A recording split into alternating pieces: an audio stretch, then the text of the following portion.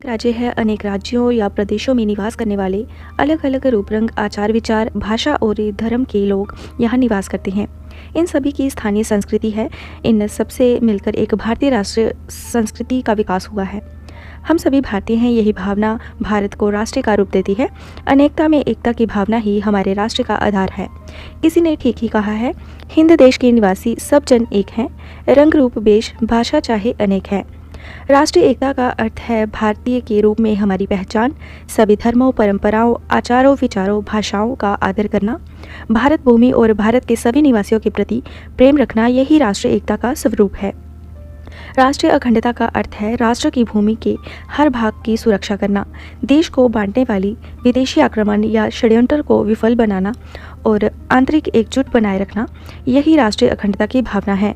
भारतवासियों को हर कीमत पर राष्ट्रीय एकता और अखंडता को बनाए रखना चाहिए।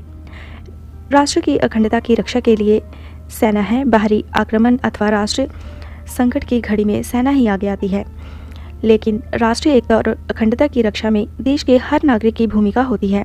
अपने प्रतिनिधि चुनते समय हमें उनके पूर्व इतिहास और चरित्र पर ध्यान देना चाहिए। लोभ लालच में नहीं आना चाहिए, जिससे हमारी राष्ट्रीय एकता और अखंडता पर संकट आ जाए। समाज के अन्य वर्गों का उत्तरदायित्व भी इतना ही महत्वपूर्ण है जितना वैज्ञानिक, व्यापारी, श्रमिक या श्रीमान के लिए।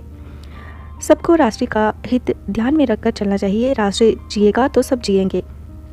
अंत में यही कहना पड़ता है कि अनेकता में एकता, भारत की अखंडता में भारतीयों के लिए जीवन मरण का प्रश्न है। हमें आंतरिक मन से एकता का आचरण करना होगा। रखे परस्पर मेल, मन से छोड़कर अविवेकता। मन का मिलन ही मिलन है, उसी से होती एकता।